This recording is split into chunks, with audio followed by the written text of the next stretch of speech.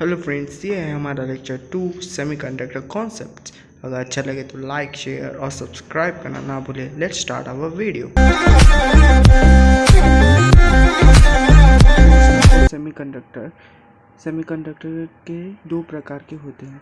एक है intrinsic semiconductor, दूसरा है एक्सट्रिंसिक सेमीकंडक्टर। इंट्रिंसिक सेमीकंडक्टर मतलब ऐसा सेमीकंडक्टर जो प्योरेस्ट फॉर्म में हो। अगर इसको आप फॉर्मूला की तरफ से समझिए तो N=P=NI, जहाँ N है वो है कॉन्सेंट्रेशन ऑफ इलेक्ट्रॉन, P है कॉन्सेंट्रेशन ऑफ होल और ये NI डिनोट करता है इंट्रिंसिक कैरियर का कॉन्सेंट्रेशन।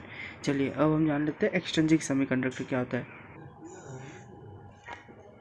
तो फ्रेंड्स, एक्सट्रिंसिक सेमीकंडक्टर जो होता है वो एक ऐसा सेमीकंडक्टर होता है जिसमें हमने डोपिंग किया हो, मतलब ट्राईवैलेंट या पेंटावैलेंट इम्प्योरिटीज़ ऐड किया हो। ये डिपेंड करता है हम कितने प्रकार की इम्प्योरिटीज़ ऐड करते हैं। अगर हम ट्राईवैलेंट इम्प्योरिटीज़ ऐड करेंगे सेमीकंडक्टर में तो ये बनेगा पी टाइप, जबकि हम अगर पेंटावैलेंट इम्प्योरिटीज़ ऐड करेंगे तो ये बनेगा एन टाइप। चलिए हम देखते हैं P type semiconductor. P type semiconductor एक ऐसा सेमीकंडक्टर होता है जिसमें हमने डोपिंग किया हुआ रहते हैं, और ये जब हम ट्राईवैलेंट इम्प्योरिटीज़ ऐड करते हैं जैसे बोरोन, गैलियम, इंडियम एक्सेट्रा, उसी को हम बोलते हैं पी टाइप सेमीकंडक्टर। मतलब जब हम ग्रुप 3 वाले एलिमेंट्स को हम ऐड करते हैं सेमीकंडक्टर में, सिलिकॉन, जर्मेनियम, ये सब में जब हम डोपिंग करते हैं तब उसको पी टाइप सेमीकंडक्टर बोलते हैं। चलिए हम जान लेते हैं structure of P type semiconductor boron के साथ। यहाँ बोरोन जो है वो है ट्राईवैलेंट, इसका मतलब इसके आउटर मोस्ट शेल में 3 इलेक्ट्रॉन है। देखिए आप इधर रेड मार्क में देख सकते हैं 1, 2 and 3, जबकि इसको बॉन्ड बनाना है सिलिकॉन के साथ जिसके बाहर में 4 इलेक्ट्रॉन है, इसलिए इसको टेट्रावैलेंट भी कहा जा सकता है। तो देखिए यहाँ इसका हर एक सिलिकॉन एटम के बाहर में 4 इलेक्ट्रॉन है, 1, 2, 3, 4 एंड फर्दर सो ऑन। तो सेकेंड तरीके से हम बोल सकते हैं यहाँ जो बीच में जो बोरोन एटम है उसके वो जो है 3 कोवैलेंट बॉन्ड बनाया है। अगर आप ध्यान से देखिए उसके साइड में जो सिलिकॉन एटम है उससे वो 3 कोवैलेंट बॉन्ड बनाया है। देखिए जिसे मैंने पर्पल मार्क से दिखाया है, 1, 2, 3 कोवैलेंट बॉन्ड। अगर इसको और एक बॉन्ड बनाना है इस सिलिकॉन के साथ तो आप देख सकते हैं यहाँ एक इलेक्ट्रॉन कम है, इसीलिए यहाँ एक होल बनेगा। होल मतलब एब्सेंस ऑफ इलेक्ट्रॉन, होल मतलब एब्सेंस ऑफ इलेक्ट्रॉन। अब जैसे जैसे हम इम्प्योरिटीज़ बढ़ाएंगे, मतलब जैसे जैसे हम बोरोन का एडिशन करते जाएंगे सेमीकंडक्टर में, वैसे वैसे यहाँ जो होल का कंसंट्रेशन है वो बढ़ते जाएगा। अब पी टाइप में आप याद रखें होल्स का जो कंसंट्रेशन होता है वो मेजॉरिटी होता है, उसीलिए हम इसे majority charge carrier of P type होता है होल्स, जबकि इसका माइनॉरिटी चार्ज कैरियर होता है फ्री इलेक्ट्रॉन। मतलब इसमें फ्री इलेक्ट्रॉन जो होता है कम होता है, जबकि मेजॉरिटी में होता है होल्स। ये है कुछ पॉइंट्स जो आपको याद रखने हैं। अब चलिए हम पढ़ते हैं एन टाइप सेमीकंडक्टर।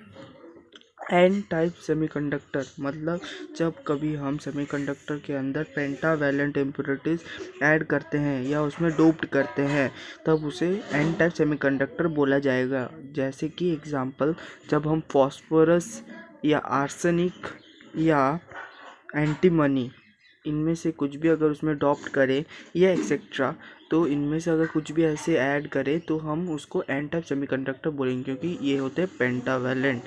तो पेंटावैलेंट मतलब इनके आउटर मोस्ट शेल में 5 इलेक्ट्रॉन होता है। चलिए अब देखते हैं इसका स्ट्रक्चर कैसे होगा एन टाइप सेमीकंडक्टर का। तो फ्रेंड ये है structure of N type semiconductor. तो यहाँ जो आर्सेनिक है वो है पेंटावैलेंट और इसके साइड में जितने भी सिलिकॉन है वो है टेट्रावैलेंट। पेंटावैलेंट मतलब आउटर मोस्ट शेल में 5 इलेक्ट्रॉन होंगे। तो आप लोग इधर देख सकते हैं यहाँ आर्सेनिक का है 1 इलेक्ट्रॉन, ये दूसरा है, ये तीसरा है, ये चौथा है, ये और एक है ये 5वां फ्री इलेक्ट्रॉन बोल के यहाँ लिखा हुआ है। लेकिन जैसा आपको भी पता है कि सिलिकॉन के 4 इलेक्ट्रॉन होते हैं, आप लोग देख सकते हैं यहाँ ग्रीन मार्क में दिया गया है। तो यहाँ आर्सेनिक क्या करेगा, सिलिकॉन के साथ कोवैलेंट बॉन्ड बनेगा। तो इधर टोटल 4 कोवैलेंट बॉन्ड बनेंगे जैसे कि आप देख सकते हैं। यहाँ आर्सेनिक ने यहाँ पर्पल कलर से मैंने मार्क किया है, वो है कोवेलेंट बॉन्ड। वो है एक कोवेलेंट बॉन्ड, दूसरा कोवेलेंट बॉन्ड, तीसरा covalent bond and fourth covalent bond. लेकिन अभी भी इसका एक इलेक्ट्रॉन बचा हुआ है जो अभी भी किसी के साथ बॉन्ड नहीं बनाया है, तो इसी को हम कहेंगे फ्री इलेक्ट्रॉन। देखिए याद रखिए, पी टाइप सेमीकंडक्टर में एक होल रहेगा और एन टाइप सेमीकंडक्टर में एक फ्री इलेक्ट्रॉन बच जाएगा। अब जैसे जैसे हम इसमें आर्सेनिक का इम्प्योरिटीज़ बढ़ाएंगे वैसे वैसे फ्री इलेक्ट्रॉन का कंसंट्रेशन भी बढ़ता रहेगा। इसमें क्या रहेगा, free electron majority charge carrier रहेगा जबकि माइनॉरिटी चार्ज कैरियर होल्स रहेगा। मतलब उस पी टाइप एन टाइप का ऑपोजिट रहता है, या वाइस वर्सा भी आप बोल सकते हैं। तो फ्रेंड्स मान लीजिए हमने एक इलेक्ट्रिक फील्ड दिया जिसके कारण कोवेलेंट बॉन्ड जो इधर है बीच बीच में वो क्या हुआ, ब्रोक होना शुरू हो गया। जैसे ही कोवेलेंट बॉन्ड जो था वो ब्रोक हुआ वैसे ही यहाँ से मान लीजिए इलेक्ट्रॉन जो था वो यहाँ से निकल गया। इसका मतलब ये क्या हो गया, फ्री इलेक्ट्रॉन। अब आपको जैसे कि पता है कि कोई भी एक इलेक्ट्रॉन निकल गया उसका मतलब क्या, उधर एक होल बन गया। देखिए आप जैसे कि इधर देख सकते हैं यहाँ एक होल बन गया। होल मतलब बस एब्सेंस ऑफ इलेक्ट्रॉन है, मतलब इसका कोई प्रेजेंस नहीं है, बस हम मान लेते एज्यूम कर लेते कि वहाँ होल है। अब मतलब होल मतलब है एब्सेंस ऑफ इलेक्ट्रॉन, मतलब वहाँ इलेक्ट्रॉन नहीं है, उसी को हम होल बोलते हैं।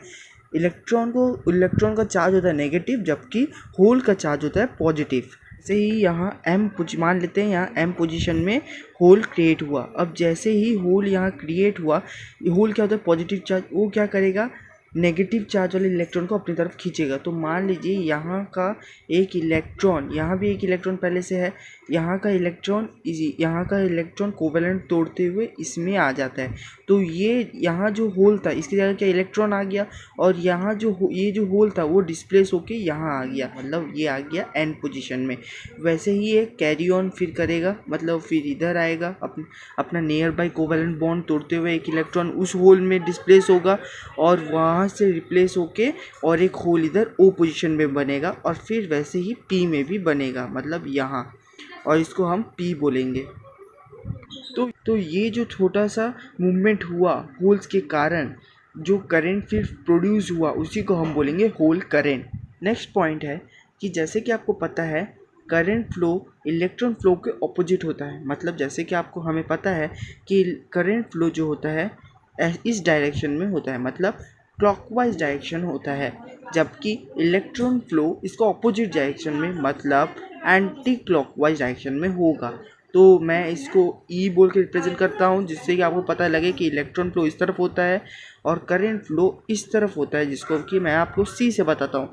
तो अब और एक चीज़ आपको याद रखना है वो है होल फ्लो। होल फ्लो किस तरफ होगा, वो करंट फ्लो के रिमेन सेम डायरेक्शन में होगा, लेकिन इलेक्ट्रॉन फ्लो के ऑपोजिट डायरेक्शन में होगा। मतलब होल फ्लो भी करंट के डायरेक्शन में फ्लो करेगा और इलेक्ट्रॉन के डायरेक्शन के ऑपोजिट में, ये आप याद रखिएगा। अब नेक्स्ट हम जानेंगे law of mass action. Law of mass action में ये फॉर्मूला इम्पोर्टेंट है, मतलब ये थ्योरी है कि थर्मल इक्विलिब्रियम में product of concentration of electron and concentration of holes constant होता है, और ये जो होता है इंडिपेंडेंट होता है अमाउंट ऑफ इम्प्योरिटी हम जो ऐड किए हैं। मतलब number of concentration of holes का और multiplication number of concentration of electron करेंगे तो हमें मिलेगा कांस्टेंट, जो कि बराबर होगा इंट्रिंसिक चार्ज कैरियर के स्क्वायर के। चलिए अब हम जानते हैं लॉ ऑफ इलेक्ट्रिकल न्यूट्रलिटी। अब है लॉ ऑफ इलेक्ट्रिकल न्यूट्रलिटी। यहाँ जो एन है ये रिप्रेजेंट करता है concentration of electron, N A represent करता है acceptor ion concentration, P denote करता है कंसंट्रेशन ऑफ होल, और एन डी डिनोट करता है डोनर आयन कंसंट्रेशन। लॉ के अनुसार सेमीकंडक्टर जो होता है वो है इलेक्ट्रिकल न्यूट्रल। तो फ्रेंड्स आज का लेक्चर इधर ही ख़त्म होता है। अगर अच्छा लगे तो लाइक शेयर और सब्सक्राइब करना ना भूलें।